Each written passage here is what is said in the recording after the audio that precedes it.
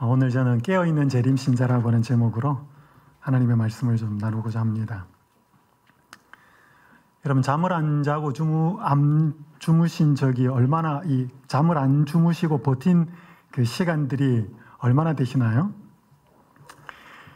세상에 참 희한한 사람들이 많은데 잠을 안 자고 오래 버티기를 한 기네스 기록이 1964년에 세워졌는데요. 이 랜디 가드너라고 하는 고등학생이었습니다. 이 고등학생이 1964년에 잠을 안 자고 버틴 시간이 264시간 25분이었습니다. 여러분, 264시간은 11일입니다. 11일하고 25분인데 이 일이 있고 난 다음에 기네스 측이 잠을 자지 않고 버티는 이 기록을 없애버렸습니다. 왜냐하면 이러다가 사람이 죽을 수 있겠다라고 하는 판단이 들어서 없앴는데, 이 옆에 있는 남자는 윌리엄 디멘트라고 하는 수면의학자입니다. 의사예요. 혹시 이 기록을 세우는 과정 속에 무슨 문제가 생기면 대처를 하기 위해서 옆에서 지켜보고 있었습니다. 잠을 안 자고 있었던 그 11일 동안에 아주 많은 일이 일어납니다. 잠을 자지 않았을 때 일. 근데 이 사람이 이렇게 하고 난 다음에 비공식적으로 또 잠을 안 자는 기록을 깬 사람들이 있었어요. 어떤 사람은 266시간, 어떤 사람은 277시간. 그런데 아이러니하게도 이 옆에서 보조했던 이 윌리엄 디멘트라고 하는 의사는 반드시 잠을 자야 한다고 수면의 중요성에 대해서 대단히 강조한 의사였습니다. 잠이 얼마나 사람에게 유익한지, 잠을 자지 않을 때 사람에게 어떤 문제가 발생하는지 평생을 연구하면서 잠을 잘 자야 된다고 가르치던 사람이었습니다. 여러분, 잠은 누가 주신 거예요? 하나님이 주신 거잖아요, 그죠? 사람이 생활하고 살아가는데 잠은 필수적인 요소입니다. 그런데 이 부분을 이제 영적으로 들어가다 보면 성경에서는 하나님은 잠은 뭐 하지 마라 그래요? 자지 말라 그래요. 물리적으로는 자야 하지만 영적으로는 잠이 안 된다라고 성경은 말씀하고 있습니다. 성경 데살로니가전서 5장 1절에서 8절에 있는 말씀을 제가 좀 읽겠습니다. 형제들아, 때와 시기에 관하여는 너희에게 쓸 것이 없음은 주의 날이 밤에 도둑같이 이를 줄을 너희 자신이 자세히 알기 때문이라. 그들이 평안하다 안전하다 할 그때에 임신한 여자에게 해산의 고통이 이름과 같이 멸망이 갑자기 그들에게 이르리니 결코 피하지 못하리라. 형제들아, 너희는 어두움에 있지 아니하며 그날이 도둑같이 너희에게 임하지 못하리니 너희는 다 빛의 아들이요 낮의 아들이라. 우리가 밤이나 어둠에 속하지 아니하나니 그러므로 우리는 다른 이들과 같이 자지 말고 오직 깨어 정신을 차릴지라. 자는 자들은 밤에 자고 취하는 자들은 밤에 취하되 우리는 낮에 속하였으니 정신을 차리고 믿음과 사랑에 호심경을 붙이고 구원의 소망의 투구를 쓰자. 아멘. 데살로니가 교회의 교인들은 예수님이 재림하시는 때와 시기에 관하여 궁금했습니다. 바울은 이 데살로니가 신자들에게 예수님의 재림을 말씀하면서 깨어 있어서 좀 정신을 차리라고 말씀을 합니다. 여러분, 마태복음 24장에 보면 예수님이 재림의 징조에 대해서 말씀하실 때 똑같은 말씀을 먼저 하셨습니다. 그러니까 사실 데살로니가 교회에 보낸 편지의 일부는 바울의 표현이라기보다는 예수님이 하신 말씀을 그냥 풀어 설명해 놓은 것이었습니다. 24장 42절 43절은 이렇게 말씀합니다. 그러므로 깨어 있으라. 어느 날에 너희 주가 임할런지 너희가 알지 못함이라. 너희도 아는 바니 만일 집주인이 도둑이 어느 시각에 올 줄을 알았더라면 깨어 있어 그 집을 뚫지 못하게 하였으리라. 같은 말씀이죠. 여러분, 이 지도에 보시면 저기 동그란 원 안에 데살로니가라고 하는 지역이 있고 그 바로 위에가 빌립보라고 하는 지역입니다. 바울이 빌립보에서 복음을 전하다가 박해를 받고 옮겨간 지역이 데살로니가였습니다. 여러분, 데살로니가라고 하는 지명은 알렉산더 대왕의 부하가 4장군이 있었습니다. 여러분, 예언서를 공부해 보셨으면 아시겠죠? 카산더, 프톨레미, 셀루커스, 리시마커스라고 하는 4명의 장군에 의해서 알렉산더 대왕이 죽고 나라가 쪼개집니다. 그런데 그 중에 한 명이었던 카산더가 이제 힘을 키우고 어느 정도의 영토를 차지했을 때 알렉산더 대왕의 어머니와 부인 그리고 아들을 차례로 죽입니다. 그리고 나서 알렉산더 대왕의 이복 여동생을 취하여서 결혼을 합니다. 그 이복 여동생의 이름이 데살로니카였습니다. 그 데살로니카라고 하는 그 이제 아내가 되었죠. 그 아내의 이름을 따서 도시에 명명한 이름이 데살로니카라는 도시였습니다. 이 도시는 지금도 대단히 중요한 지역이고 바울 당시에는 마케도니아의 수도였습니다. 그리고 오늘날에도 그리스에서 대단히 유명한 2번째로 큰 도시입니다.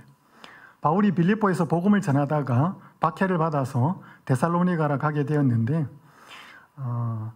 갑자기 떠나왔기 때문에 늘 데살로니가 교회에는 미안한 마음이 있었고 한번 방문을 해야 되는데 라고 하는 생각이 있었습니다.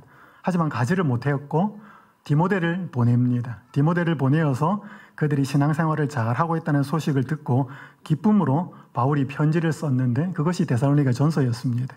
데살로니가 전서의 주제는 예수님의 재림입니다. 다 제가 읽지는 않겠습니다. 데살로니가 전서 1장, 2장, 3장, 4장, 5장. 데살로니가 전서는 5장으로 되어 있는데 각 장마다 계속 무슨 내용이 기록되어 있는가 하면 예수님이 오신다는 것입니다. 하늘로부터 강림하신다. 또 강림하신다. 주 예수께서 강림하신다. 하늘로부터 강림하신다. 예수 그리스도께서 강림하신다. 이 강림하다는 단어가 모든 단어로서 쓰여져 있지만 똑같은 단어만은 아닙니다. 그런데 이 파루시아라고 하는 단어가 등장하는데요.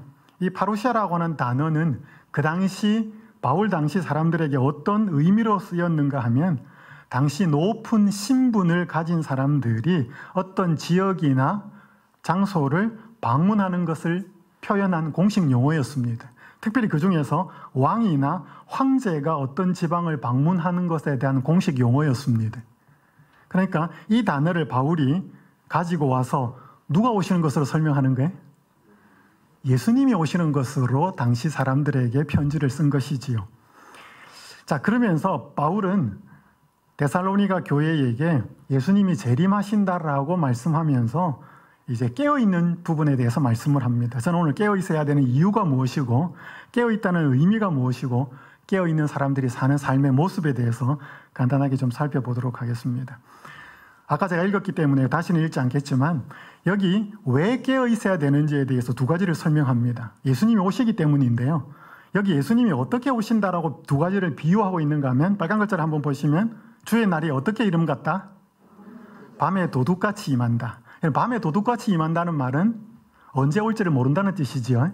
그런데 임신한 여자에게 해산의 고통이 이른 것 같이 이 2가지 비유를 하는데 여러분 밤에 도둑이 언제 오는지는 전혀 모릅니다. 그런데 임신한 여자에게 해산하는 고통이 이르는 것은 언제인지는 정확하게는 알 수 없지만 대충은 알까요?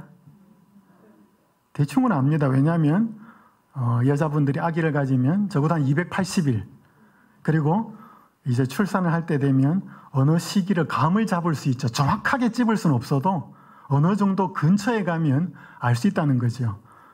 이것은 무슨 의미인가 하면 예수님이 재림하시는 날을 정확하게는 알 수 없지만 징조나 예언이나 되어가는 상황들을 보면서 근처의 상황들을 알 수 있다는 것입니다.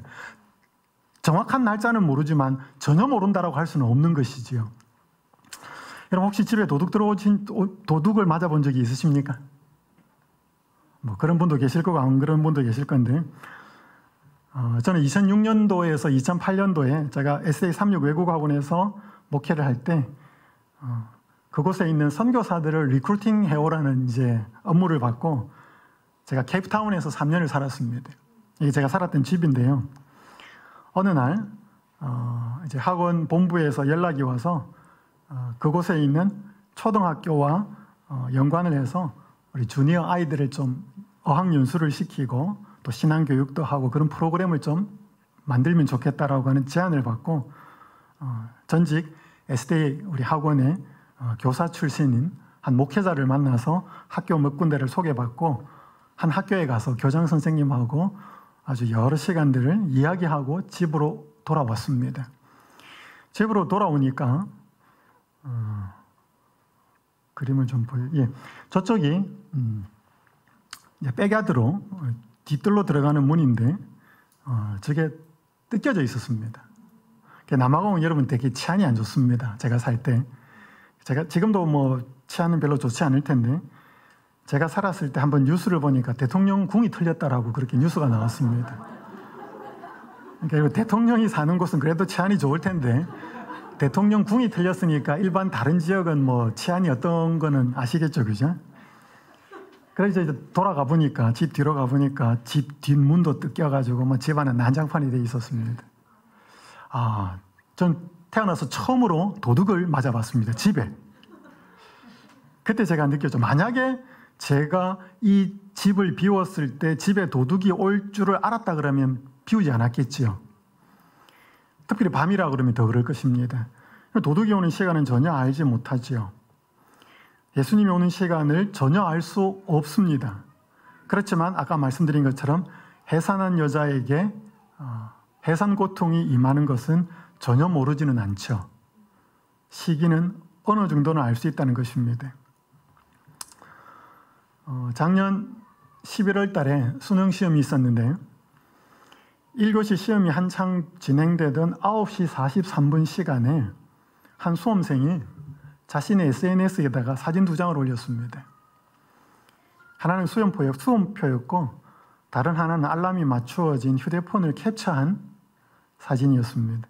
그럼 수험생이 시험을 안 치고 어떻게 SNS에다가 이 사진을 올리겠습니까? 그러면서 사연을 적어놨는데 너무 가슴 아픈 사연이었습니다. 내일 아침에 이제 시험을 치러 가야 되니까 일찍 잠자리에 들면서 휴대폰 시간을 맞추는데 6시, 오전 6시 AM으로 맞춰야 되는데 이걸 이렇게 맞추다 보니까 이게 PM이 되어버렸어요. 그리고 잔 거예요. 그리고 못 일어났어요.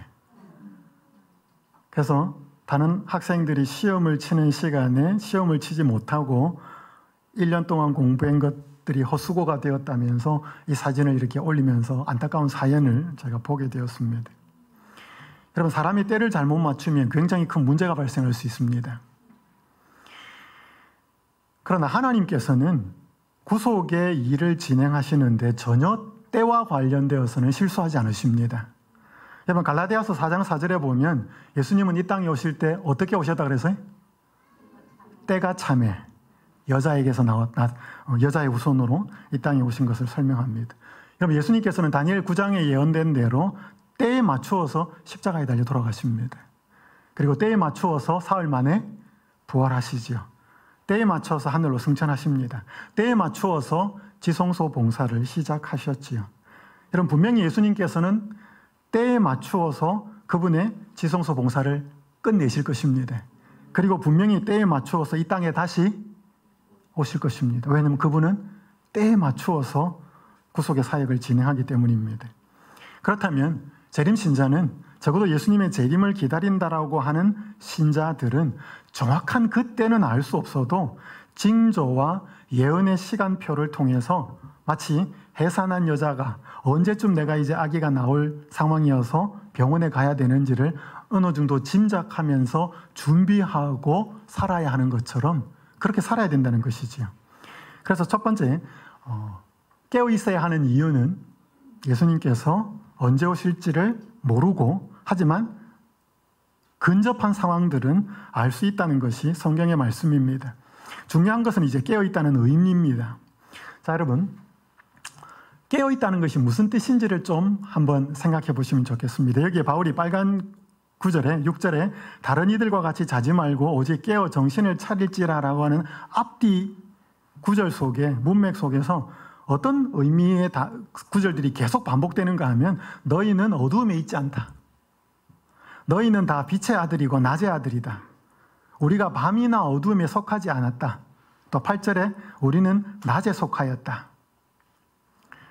왜 이런 표현들이 등장하는가 하면 바울의 표현대로 의하면 데살로니가의 신자들은 낮의 아들이었습니다. 빛의 아들이었습니다. 그것은 여러분이 나중에 한번 성경을 보시면 데살로니가 교인들은 대단히 믿음이 있었고 사랑이 있었던 것을 알게 되고 열심으로 재림신앙을 하는 사람들이었는 것을 알 수 있습니다. 여러분, 여기 깨어있다는 의미는 잠을 안 잔다는 뜻이 아닙니다. 깨어있다는 의미의 굉장히 중요한 요소는 낮에 속한다는 것입니다. 여러분, 낮과 밤의 차이가 뭘까요? 낮은 뭐가 있는 게 낮이에요? 해가 비추는 게 낮이잖아요. 해가 넘어가서 깜깜해지는 게 밤이잖아요. 여러분, 이게 깨어있는 것에 있어서 굉장히 중요한 관건입니다. 여러분, 밤에 자지 않고 깨어있다는 것은 쉬워요, 어려워요? 이거 너무 어려운 일입니다. 그럼 밤에는 당연히 뭐 해야 돼? 자야 되죠. 근데 공부를 하든지 아니면 일을 하든지 밤에 깨어있는 것은 너무나 힘든 일입니다. 성경이 말하는 깨어있으라는 의미는 밤에 자지 말고 깨어있으라는 말이 아니에요. 여러분, 밤에 깨어있기는 어렵지만 낮에 깨어있기는 쉬워요? 뭐 밤중에 지난밤에 밤을 새웠거나 특별히 잠을 못 주무신 분들 외에는, 밥 많이 먹고 식곤증으로 피곤한 분들 외에는 낮에 깨어있는 것은 그렇게 어렵지 않습니다. 여러분, 깨어있다는 의미는 낮에 속해 있으라는 뜻입니다. 깨어있다는 것은 빛이 비치는 낮 속에 있으라는 뜻입니다. 그런데 빛이 비치지 않는 밤중에 내가 만약에 속해 있으면서 그 사람은 깨어 있을 수도 없고요. 깨어 있는 것 자체가 너무나 고통스러운 일입니다. 그러니까 여러분, 우리가 만약에 낮에 있으면, 빛 가운데 있으면 깨어 있는 것이 어렵지 않아요. 그런데 만약에 빛이 비치는 낮이 아닌 밤에 속해 있다면 우리는 깨어 있는 것이 굉장히 어렵습니다.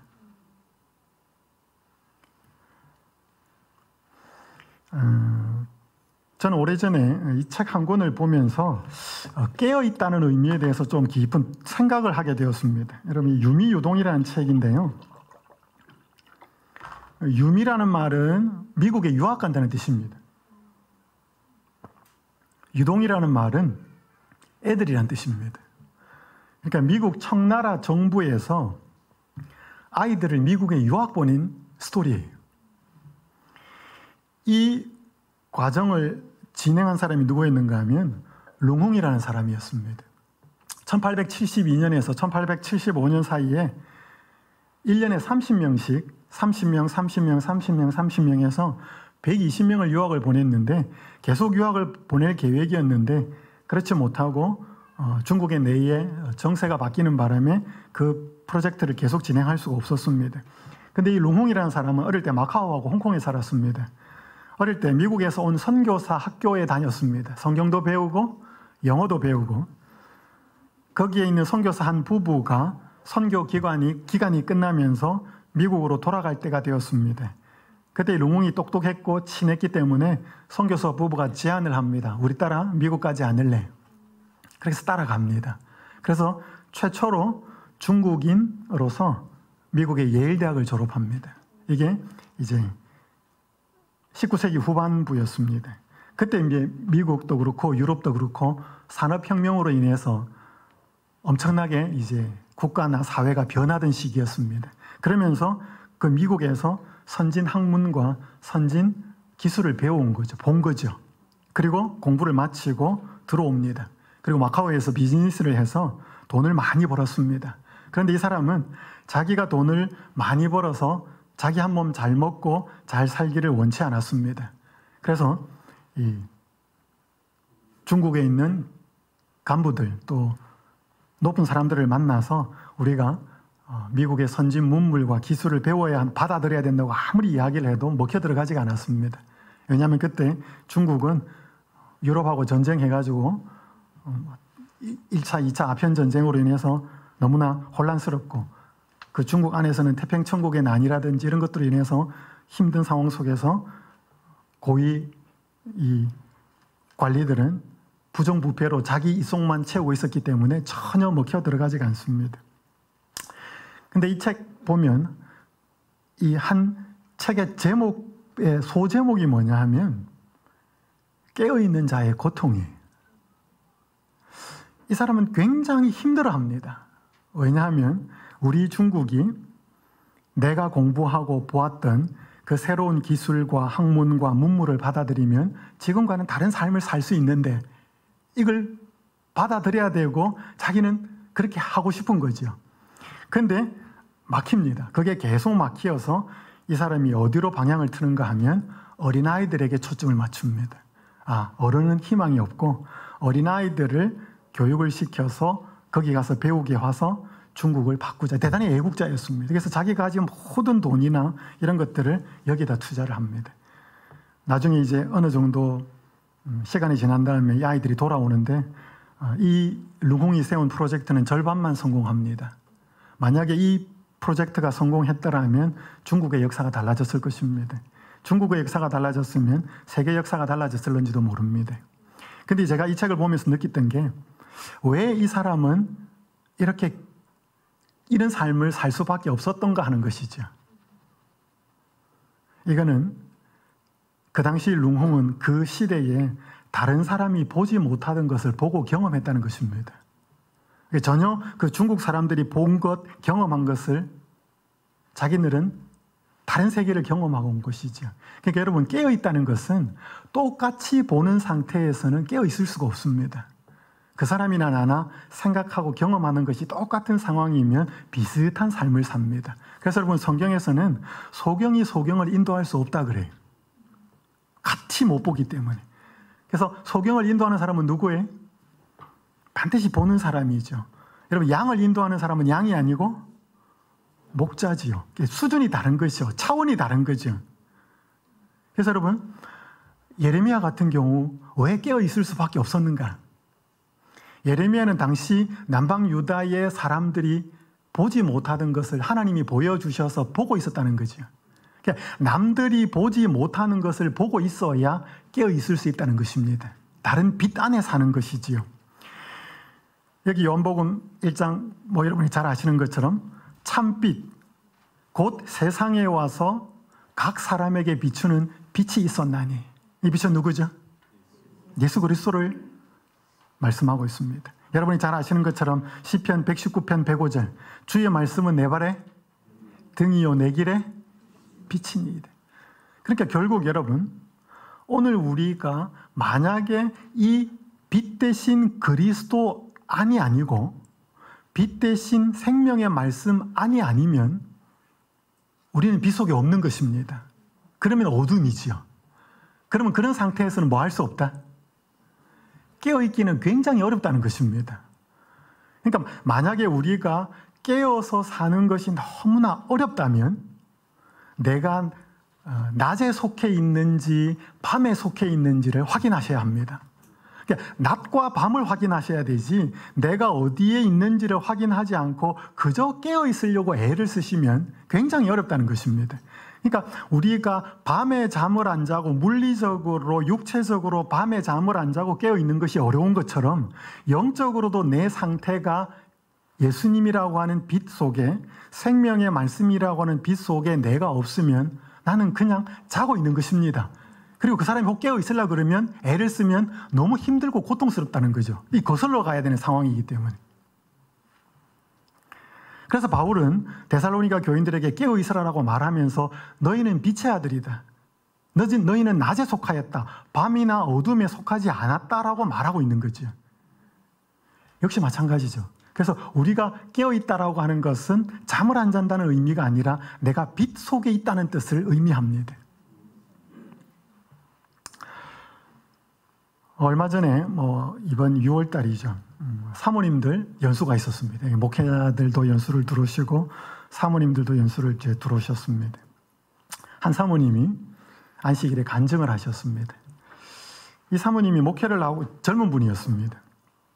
그런데 어느 순간부터 이분이 너무 자기의 삶이 자꾸 부정적이 되어 가더랍니다. 그래서 자꾸 자기도 모르게 입에서 이렇게 안 좋은 이야기, 불평 혹은 불만들이 자꾸 나오더랍니다. 그리고 목회를 하는 남편도 그렇게 별로 마음에 안 들고. 그래서 이제 입만 열면 자꾸 부정적인 생각이 나고 아침에 탁 자고 일어나면 하루를 시작하는데 머릿속에서부터는 부정적인 생각이 계속 온통 차지하는 거죠. 너무 괴로웠다는 것입니다. 그래서 이거 어떻게 할까 고민을 하고 기도하다가 말씀 하나를 한번 외워보자. 그렇게 이제 작정을 하고 성경 말씀을 하나를 외웠대. 그게 한 15분, 20분 걸렸답니다. 적어도 그 말씀 하나를 외우는 시간 속에서는 부정적인 생각이 안 들어오더랍니다. 그걸 자꾸 외우려고 이제 중얼중얼 했기 때문에 그걸 자꾸 생각했으니까. 근데 그걸 외우는 걸 딱 그만두고 나니까 부정적인 생각이 또 들어오더래. 하나 갖고 안 되는 거겠구나. 하나를 더 외웠대. 그리고 그 구절을 외운 걸 그만두고 나니까 또 부정적인 생각이 들어오더래. 하나를 더 외웠대. 그러면서 부정적인 생각이 들어올 때마다 성경을 외우기 시작했답니다.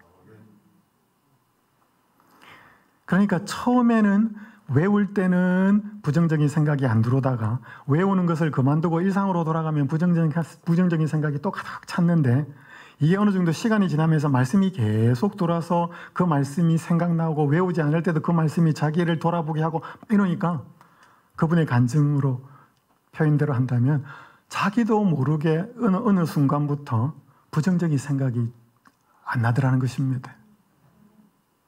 여러분, 이 사모가, 젊은 사모가 자신의 속에 들어오는 부정적인 생각을 계속 없애려고 노력을 했어요. 한때는 그렇게 했거든요. 근데 그게 불가능하다는 사실을 안 뒤로부터는 뭐에다 초점을 맞췄죠? 말씀 하나씩만 외워보자. 하나 외우고 나서 또 하나 외우고 또 하나 외우고. 결국 이 사모의 마음속에 부정적인 생각이 사라진 것은 뭐가 차지했기 때문이죠? 말씀이 그 자리를 밀어낸 거죠. 여러분, 이렇게 사는 것이 빛 속에 사는 거예요. 생명의 말씀 속에서 사는 거죠. 여러분, 그렇게 하면 이 말씀은 살아서 말씀이 움직여요. 말씀이 내 생각 속에 말씀하고 말씀 속에서 깨달음을 주고 말씀 속에서 행동을 요구하기 때문에 그 말씀대로 따라 사는 삶이 뭐예요? 그게 깨어있는 삶이에요. 근데 어쨌든 예수님이라고 하는 생명의 말씀이라고 하는 빛 속에 살지 않으면 깨어있는 것은 불가능하다는 것입니다. 자, 그래서 저는 이제 그러면 깨어있는 자가 어떻게 사는지 성경에 깨어있는 사람들 참 많았고요. 졸고 있는 사람들 너무 많았습니다. 예수님의 초림의 상황으로 잠깐 좀 가보도록 하겠습니다. 여기 시대소망 47페이지에 보면 그들은 고요한 시간에 약속된 구주에 대하여 서로 이야기하며 다윗의 보좌에 즉위하실 왕께서 오시기를 기도하였다. 누구에 관한 이야기들인가 하면 베들레헴 목자들이 밤중에 예수님이 탄생하셨다는 이야기를 천사들로부터 받기 전의 상황을 이야기하고 있는 것입니다. 여러분, 그들은 밤중에 들판에서 양을 치면서 할 이야기들이 많았을 것입니다. 그렇지 않겠어요? 애 키우는 이야기, 부부 이야기, 먹고 사는 이야기, 갈수록 시간이 지날수록 자꾸 어디 아파오는 건강 이야기, 몸 안 좋은 이야기, 할 이야기들이 많았을 텐데 그들은 다 그런 이야기를 하지 않고 누구에 대해서 이야기하고 있었다고요? 약속된 구주에 대하여 서로 이야기하고 그 약속된 구주가 오시기를 기도하였대. 초점이 어디에 맞춰져 있었다는 거죠? 예수님에게 맞춰져 있었다는 거죠. 물리적으로 이 사람들은 밤에 일해야 되기 때문에 깨어 있었지만 영적으로 비단에 있었다는 것이지요. 이런 사람들이 초림 때 많았습니다. 소수였습니다. 많지는 않았지만 소수였지만 분명히 있었습니다. 여러분이 잘 아시는 시몬, 안나가 그랬고요. 동방 박사가 그랬습니다. 침례요한의 아버지였던 사가랴와 엘리사벳이 그랬습니다. 자, 여러분 여기 시대소망 60페이지 동방 박사에 관한 이야기를 보면 박사들은 하늘에서 주신 진리의 빛을 환영하였으므로 이제 그 빛은 더욱 광명한 빛줄 그려 그들을 비추었다.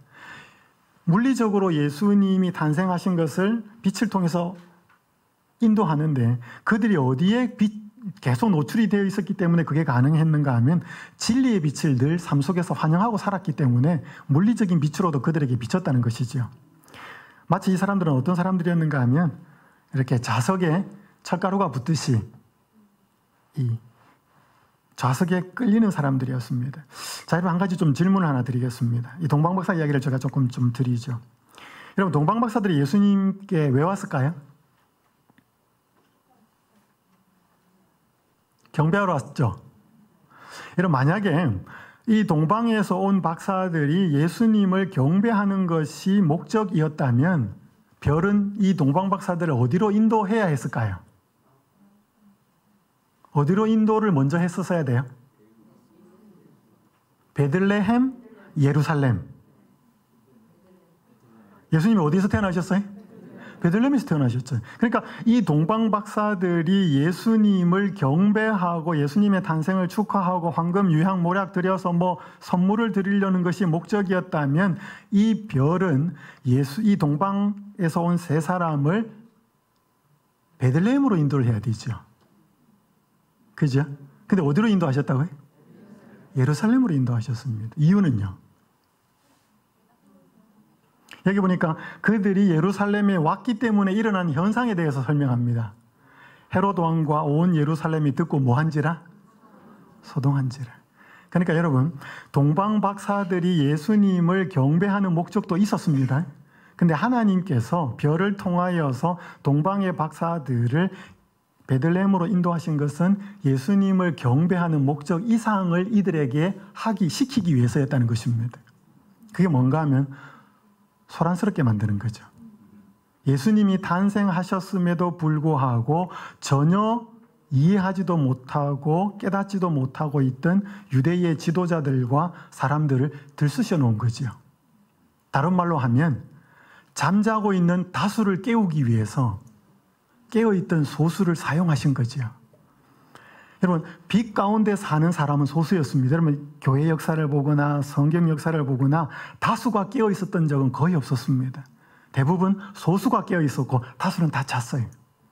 그 자고 있는 다수를 하나님께서는 가만두지 않으셨습니다. 가만두면 멸망을 받으니까.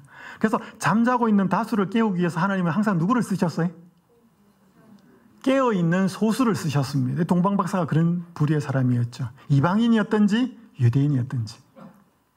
그래서 여러분, 여기 보시면 사도행전에 보시면 깨어있는 그리스도인은 복음 사업의 진전을 위하여 그의 능력껏 할 수 있는 모든 일을 열심히 하고자 노력하는 일하는 그리스도인이 돼. 여러분, 우리가 깨어있다라고 하는 것은 아침에 그냥 눈 떠가지고 침대에서 이불 덮고 눈만 뜨고 누워있는 것이 깨어있다는 게 아니고, 아까 깨어있다는 것은 어디에 속해 있는 사람이라고 그랬죠? 낮에 속해 있는 사람. 여러분, 낮에 속해 있는 사람은 반드시 뭐예요? 움직입니다. 그죠?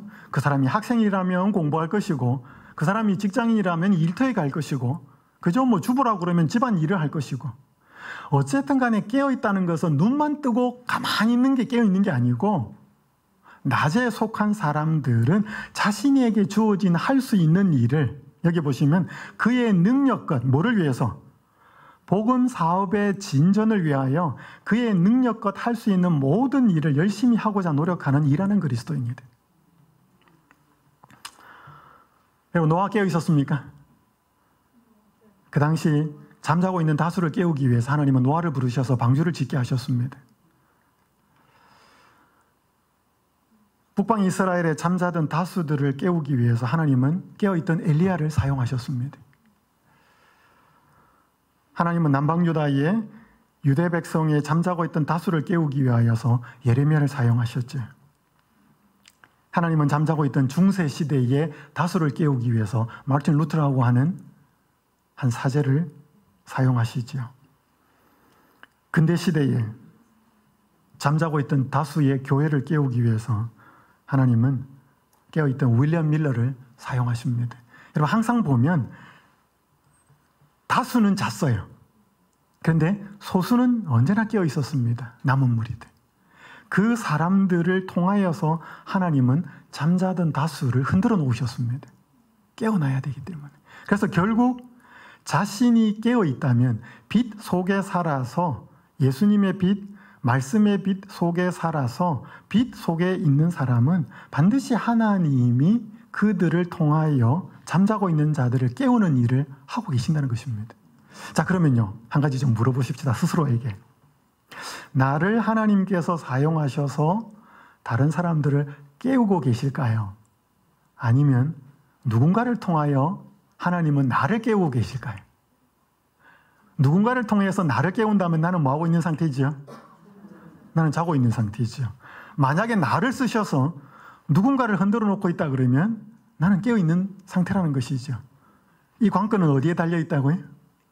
내가 낮에 속했는지 어둠에 속했는지, 내가 예수 그리스도라고 하는 빛 가운데 속해 있는지, 생명의 말씀 속에 있는지 세상 재미에 있는지.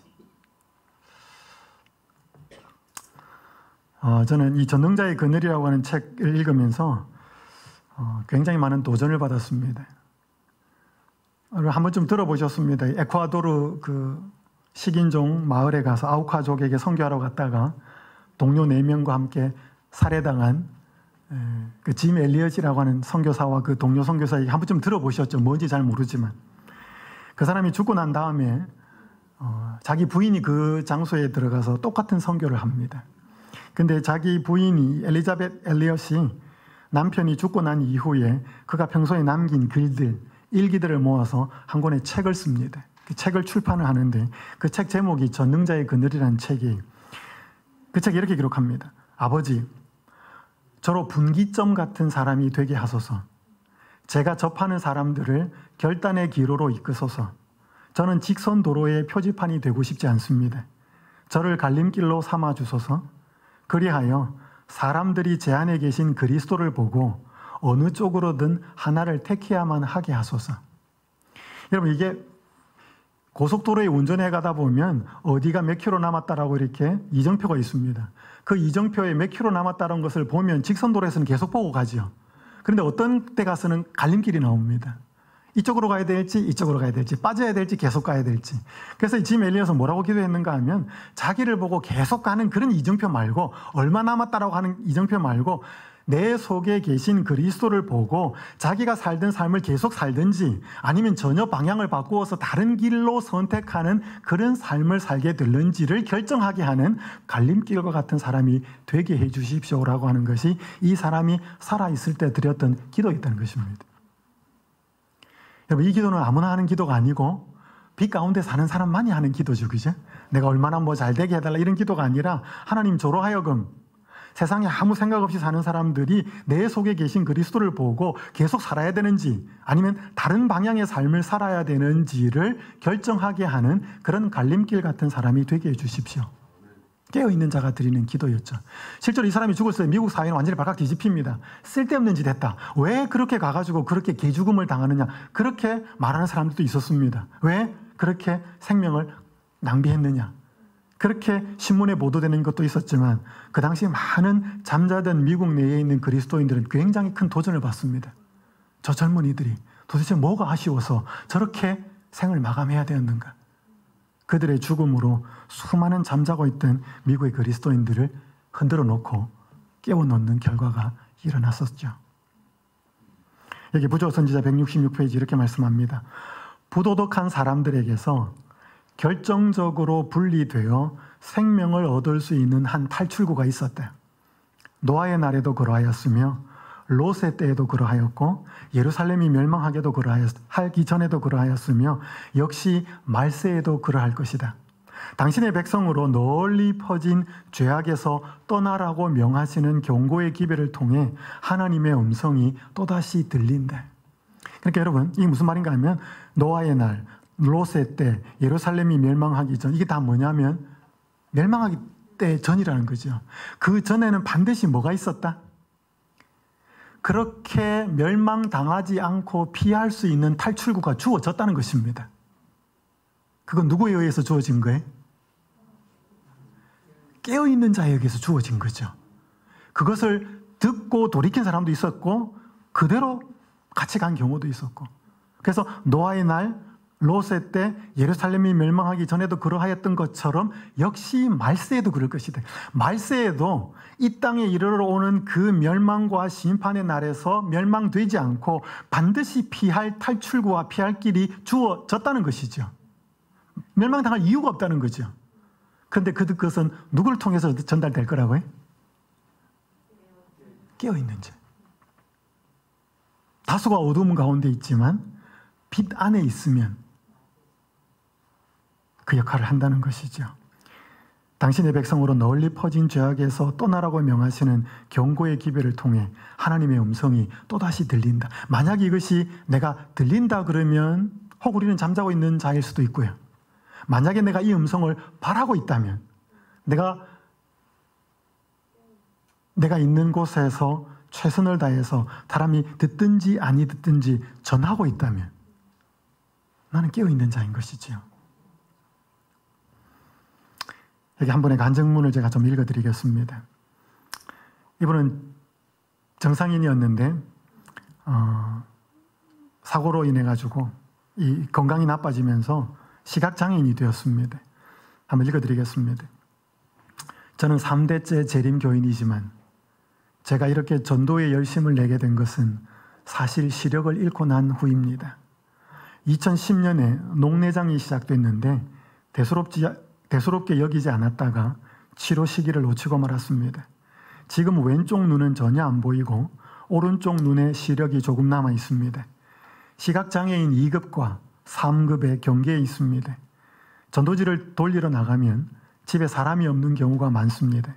우체통이 없는 집은 그 안으로 들어가야 하는데 검은색 선글라스에 지팡이를 짚고 더듬거리며 집 안으로 들어가면 혹시 집 안에 사람이 있더라도 제 모습을 보고 도둑으로 생각하지는 않을 테니 저는 제가 시력을 잃게 된 것도 하나님이 주신 복이라고 생각합니다. 시력을 잃기 전까지는 하나님의 일보다는 제 개인 사업하느라 바빴습니다. 그런데 시력을 잃고 나니 운전도 할 수 없었고 다른 어떤 일도 할 수 없게 됐습니다. 오로지 전도하는 일에만 전념할 수 있게 된 것이죠. 또한 전에는 눈으로 보기 때문에 범죄하는 일이 많았습니다. 그러나 시력을 잃고 나니 죄의 유혹이 많이 사라지는 걸 느꼈습니다. 그래서 하나님께 감사드립니다. 여러분, 모든 분들이 보다가 보이지 않게 되어서 시력에 문제가 생겼을 때 이렇게 사는 것은 아닙니다. 그런데 적어도 이분은 눈으로 보는 육신의 눈이 희미해지고 감겼을 때 뭐가 열린 거죠? 영적인 눈이 열린 거죠. 그때 보지 못했던 그 깨달음을 얻게 된 거죠. 아까 우리 한 분이 간증하신 분처럼 고난 때문에, 시련 때문에 몸이 아프지 않았으면 찾지 않았을 예수님을 찾게 된 거죠. 발견하게 된 것이고. 제가 한 분의 설교를 들으면서 한 분의 이 간증이 참 많이 도전이 되었습니다. 이건 제가 한 목사님의 설교를 듣게 됐는데, 개신교의 한 목사님이 한 교인이 죽어서 돌아가셔서 장례 예배를 진행하러 갔습니다. 그렇게 장례 예배를 진행하고 있는데 고인의 지인이 이 목사님에게 와서 고인이 남긴 유서가 있다고 그 유서를 꼭 이 장례식에 온 사람들에게 읽어달라고 유언을 하고 세상을 떠났기 때문에 목사님이 이 유언을 꼭 읽어주시면 좋겠다라고 가지고 와요. 그 내용이 이렇게 적혀 있습니다. 오늘은 나의 장례일입니다. 나는 이 마지막 시간을 내 사랑하는 친구들에게 나의 주님을 증거하는 기회로 사용하기 원합니다. 나의 친구 맥이요, 그대는 지금 나의 시신을 대하고 있을 것이요. 나는 그대와 많은 시간 골프를 쳤는데 내가 당신과 골프를 친 유일한 이유는 내 사랑하는 주님을 당신에게 증거할 기회를 얻기 위함이었네. 그러나 번번이 그대는 쾌락과 자존심 때문에 복음을 거절해왔다네. 맥이요, 이제 당신이 주님 앞에 돌아오기를 마지막으로 호소하오. 조지요, 내가 그대와 나누었던 많은 식탁의 교제들은 그대의 영혼을 사랑하고 그대를 주님 앞으로 인도하기 원하는 나의 간절한 기도 때문이었다네. 이제 마지막 시간을 빌어 당신을 내 주님의 만찬에 초대하오. 지금이라도 늦지 않았으니 회개하고 돌아오시오. 여러분, 이게 어디에서 읽혀진 거라고요? 자기 장례식 때, 이 그토록 살아있을 때 그렇게 예수님께로 인도했지만 끝까지 돌아오지 않았던 자기의 두 친구에게 분명히 자기가 죽었으니 장례식에는 올 거기 때문에 그 장례식에 온 그들에게 자기 입으로는 안 되지만 이제 자기는 죽었으니까 그걸 예상하고 염두에 두고 목사님의 입을 빌어가지고 마지막으로 호소하는 거죠. 저는 이걸 보면서요, 엄청난 도전을 받았습니다. 정말로 한 사람이 영혼을 구원하기 위해서 하나님께서 주신 그 마음의 그 애틋함과 그 간절함이 있을 때 이런 기회도, 이런 지혜도 찾아서 쓰는구나, 쓸 수 있겠구나. 여러분, 이 사람 깨어있는 사람이에요? 깨어있는 사람이죠. 하나님의 빛 속에 계속 그가 노출이 되어 있어서 그 가운데 사는 사람이기 때문에 어두움 가운데 있어서 멸망당할 수밖에 없는 사람들을 바라보는 그 가슴은 예수님의 마음처럼 안타까운 거죠. 여러분, 깨어 있을수록 이 고통이 커지는 거죠. 아까 르홍이라는 사람은 그저 우리나라가 좋은 선진국이 될 수 있는 것에 대해서 자기는 깨어 있는 것으로 애를 썼다면 그 차원하고는 차원이 다른 거죠.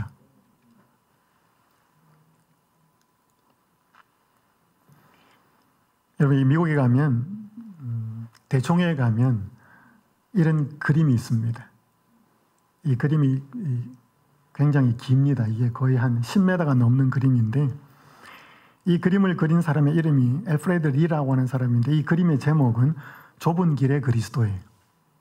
엘렌 화이트이 제일 처음에 본 계시가 하늘 가는 길이었습니다.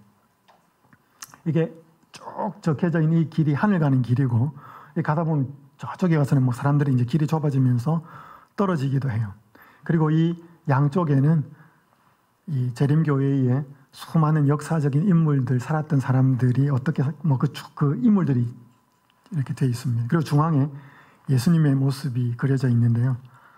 여러분, 이 그림이 한 10m 정도가 넘는데 이 그림 앞에서 어느 쪽에서 예수님을 봐도 예수님하고 눈이 맞아요. 그러니까 왼쪽에서 봐도 예수님은 자기하고 눈을 맞추고 오른쪽에서 예수님을 봐도 자기하고 눈이 맞춰요. 어떻게 그렸는지는 잘 모르겠어요. 여러분, 우리 모나리자 그림 같은 경우 그렇게 어디에서 각도에서 봐도 자기와 눈이 맞춰진다 그러잖아요. 이 제목이 좁은 길의 그리스도예요. 여러분, 세상에서 성공하는 것은 쉬울까요? 어려울까요? 여러분, 세상에서 돈 많이 버는 거 쉬울까요? 어려울까요? 사업을 잘 하시나 봅니다. 우리 앞에 계신 우리 하늘 씨는 쉽다 그러시는데 물론 쉬운 분도 있을 수도 있습니다. 근데 세상에서 돈 버는 거 결코 쉽지 않죠. 여러분, 세상에서 어떤 높은 지위나 공부를 많이 해가지고 뭔가 위치에 올라간 사람들이 그 길이 쉬웠을까요? 어려웠을까요? 쉽지 않습니다. 여러분, 세상에 돈을 많이 벌고 하는 분야에서 탁월하게 성공하고 어떤 한 분야에서 성과를 거둔 사람들은요, 거기에 목숨 걸었던 사람들이 대충 해가지고 그렇게 된 사람 거의 없습니다. 세상에서도 성공하려면 좁은 길이에요. 여러분, 그런데 어떤 분들이 우리가 하늘 가는 길이 좁은 길이다 그러면 세상에서 사는 길은 넓은 길이고, 물론 멸망하는 길은 넓을 수 있겠지만, 여러분, 세상에서 잘 먹고 잘 사는 길도 좁은 길이고 예수님 안에서 하늘 가는 길도 좁은 길이에요. 근데 문제는 그렇게 세상에 돈을 벌기 위해 명예나 인기와 성공을 위해서 그렇게 해야 될 만한 가치가 있는지는 물어보실 필요가 있습니다. 과연 내가 이 땅에서의 이 생명을 위해서 저렇게 애를 써야 될 필요가 있는가라고 하는 것은 물어봐야 되죠. 정말로 하늘 가는 길이 좁은 길이지만 그럴 만한 가치가 있을까요? 있을까요? 오늘 우리가 사람들에게 그렇게 예수님을 소개하여서 이 하늘 가는 길에 동참하도록 하는 그 일을 제안할 만큼 가치 있는 일일까요? 그죠? 우리는 그걸 물어볼 필요가 있습니다. 근데 그 힘이 어디에서 나오냐는 것이죠. 여기 마지막 날 사건들 74페이지 이렇게 기록합니다. 같이 한번 읽어보실까요? 시작. 만약 그대가 오늘 하나님과 바른 관계에 놓여 있다면 그리스도께서 오늘 오신다 할지라도 그대는 준비되어 있는 것이다. 여러분, 재림에 관한 가장 확실한 준비는 예수님하고 오늘 관계를 바로 하는 것입니다. 여러분, 그게 깨어있는 것이지요. 내가 그 예수님 안에 속해 있는 것이고 그분의 생명의 말씀 안에 속해 있는 것이죠. 그 유일한 길은 아까 말한 것처럼 여러분, 이 그림에 있습니다. 이 그림이 어느 위치에 있어서도 예수님을 바라보았을 때는 뭐가 맞는다고요? 눈이 맞아요. 결국 그렇다면 어느 위치에서도 누가 보인다는 거죠? 예수님이 보인다는 거죠. 그래서 저는 이 그림을 제가 설명을 들은 것은 아닙니다. 제 나름대로 해석을 했어요. 이 하늘 가는 길이 좁은 길인데 이 좁은 길의 중앙에 누가 계시고, 그러니까 우리가 어느 길, 어느 상황에서도 우리의 시선은 누구하고 마주쳐야 돼? 예수님하고. 여러분, 이렇게 사람들이 이렇게 아이들이 자라다 이게 자폐 증상이 있는 사람들은 부모들은 그 자폐가 있는 아이들은 늘 이렇게 노심초사하게 이게 혹시 뭐 넘어지거나 문제가 있거나 늘 부모의 시선은 그 아이들에게 맞추어져 있지만 자폐가 있는 아이들은 부모하고 눈을 잘 안 맞춥니다. 늘 자기가 골똘해 있고 골몰해 있는 것에 장난감이든지 자기가 좋아하는 것에 맞추어져서 부모하고 좀 잘 눈이 안 맞아요. 여러분, 우리가 좁은 길을 가는 신앙을 하는 가운데 있어서 유일하게 안전한 길은 그곳이 어디에 있든지 간에 예수님하고 눈을 맞추는 것입니다. 그럼 예수님은 항상 우리를 보고 계셔요? 그죠? 이 자폐 아이들을 늘 부모가 보고 있듯이 예수님의 눈은 항상 우리를 향해 있습니다. 우리가 그분하고 늘 맞추었을 때에는 그 의미로 우리에게는 하나님과의 올바른 관계가 정립이 된다는 것이지요. 저는 오늘 여러분들에게 데살로니가에 보낸 바울의 편지를 가지고 오늘 깨어있는 재림 신자라고 하는 말씀을 좀 드렸습니다. 첫 번째, 깨어 있어야 되는 이유가 있습니다. 왜 깨어 있어야 되지요? 예수님이 언제 오실지 모르기 때문에.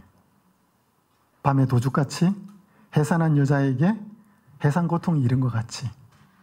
자, 그럼 깨어있다는 의미가 뭐였죠?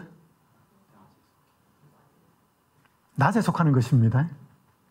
빛 가운데 있는 것입니다. 빛 가운데 있다면 깨어있는 것은 그렇게 어렵지 않습니다. 말씀의 빛 가운데, 예수 그리스도의 생명의 빛 가운데, 그분의 은혜의 빛 가운데 계속 머물러 있는 것이지요. 자, 깨어있는 자의 모습들 살펴보았습니다. 그죠? 깨어있는 자의 모습의 아주 중요한 모습은 하나님께서 그 사람이 깨어있다면 잠자는 다수를 위해서 그 사람을 사용하셔서 다른 사람을 깨우는 일에 쓰신다는 것입니다.